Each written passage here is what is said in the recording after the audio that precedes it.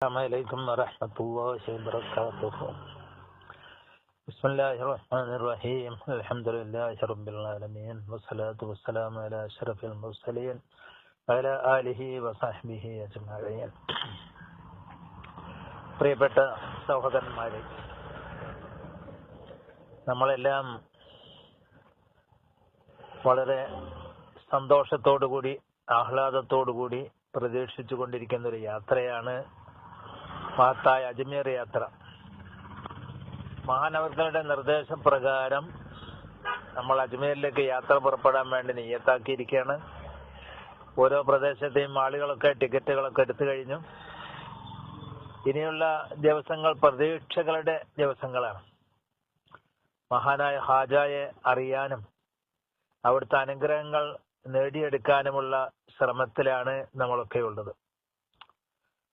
മഹാനായ ഹാജ അവർകൾ ഇന്ത്യക്കാരനല്ല, ഇന്ത്യയിൽ വന്ന് ഇന്ത്യയുടെ സുൽത്താനായി വാണ ആളാണ്. ആദരവായ റസൂലുള്ളാഹി സ്വല്ലല്ലാഹു അലൈഹി വസല്ലം തങ്ങളുടെ കൽപ്പന പ്രകാരമാണ് ഇന്ത്യ രാജ്യത്ത് വന്നത്. മഹാനവർകളുടെ ചരിത്രം നമ്മളെല്ലാം വായിച്ചറിഞ്ഞ് ആ ചരിത്ര ബോധത്തോടു കൂടിയാണ് അജ്മീറിലേക്ക് പോകേണ്ടത്. ഇന്ന് പോകുന്ന പല ആളുകളും അതിനെപ്പറ്റി ഒന്നും അറിയാതെ പോവുകയാണ്. അവിടുത്തെ ചരിത്രവും സംസ്കാരവും അറിയാതെ ചെന്നാൽ പലപ്പോഴും അബദ്ധങ്ങൾ സംഭവിക്കും. അതിനുള്ള സാധ്യത കൂടുതലുണ്ട്. മഹാനവർകളെ ഇന്ത്യ രാജ്യത്തേക്ക് അയച്ചത് ആദരവായ റസൂലുള്ളാഹി സ്വല്ലല്ലാഹു അലൈഹി വസല്ലം അവർകളാണ്. മൊയ്നുദ്ദീൻ എന്ന പേര് വിളിച്ചതും മഹാനായ റസൂലുള്ളാഹി സ്വല്ലല്ലാഹു അലൈഹി വസല്ലം തങ്ങളാകുന്നു. അവർ ജനിച്ചത് സീസ്ഥാനിലാണ്. ഇറാൻ അഫ്ഗാൻ ബോർഡറിൽ എവിടെയുള്ള ഒരു പ്രദേശമാണത്. അവിടെ സഞ്ചർ എന്ന ഗ്രാമത്തിലാണ് ജനിച്ചത്. പിതാവ് നൽകിയ പേര് ഹസൻ എന്നാണ്. അതുകൊണ്ട് ഹസൻ സെഞ്ചുറി എന്ന പേരിൽ അറിയപ്പെട്ടു. കുട്ടിക്കാലത്ത് തന്നെ പിതാവ് മരണപ്പെട്ടു പോയി. അങ്ങനെ അനാഥനായി മാറി. 12 വയസ്സാകുമ്പോഴേക്കും ഉമ്മായും നഷ്ടപ്പെട്ടു. ഇൽമിനോട് വലിയ താല്പര്യമായിരുന്നു. നല്ല ബുദ്ധിശക്തിയുള്ള കുട്ടിയാണ്, ധീരനാണ്. മാതാപിതാക്കൾ നഷ്ടപ്പെട്ട ശേഷം ഇൽമ തേടി നാട്ടിൽ നിന്ന് പുറപ്പെടുകയാണ്.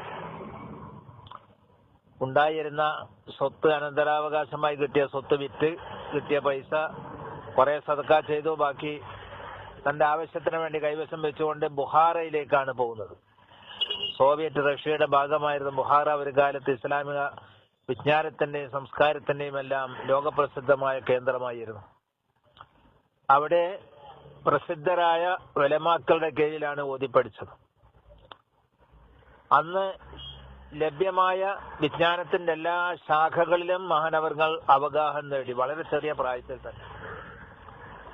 അതെല്ലാം നേടിക്കഴിഞ്ഞപ്പോഴും മനസ്സിൽ നിരാശ ബാക്കി നിന്നു. കാരണം പുറത്തെ ലോകത്തെ ജനങ്ങളുടെ അവസ്ഥ മഹാനവർകളെ വല്ലാതെ ദുഃഖിപ്പിച്ചു. ആളുകൾ ദുനിയാവിനെ സ്നേഹിക്കുന്നു, അതിനു വേണ്ടിയിട്ട് പരസ്പരം പടവെട്ടുന്നു, രക്തമൊഴുക്കുന്നു. മുസ്ലിം സുൽത്താൻമാര് പരസ്പരം യുദ്ധം ചെയ്യുന്നു, മുസ്ലിമീങ്ങൾ മരിച്ചു വീഴുന്നു. കൊട്ടാരത്തിന് വേണ്ടി, സൗകര്യത്തിന് വേണ്ടി, ആഡംബരത്തിന് വേണ്ടി, ധനത്തിന് വേണ്ടി പരസ്പരം പോരാടുന്നതാണ് കാണുന്നത്. മനുഷ്യ മനസ്സുകളെ രോഗം ബാധിച്ചിരിക്കുന്നു. ദുനിയാവിനുള്ള മഹബത്ത്, അതാണ് വലിയ രോഗം.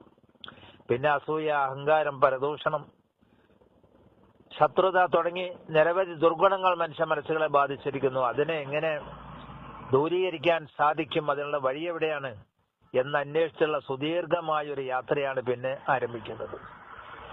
ഈ യാത്ര അവസാനിക്കുന്നത് മഹാനായ ഉസ്മാൻ ഹാറൂനി റളിയല്ലാഹു അൻഹു അവരുടെ സന്നിധിയിൽ എത്തുമ്പോഴാണ്.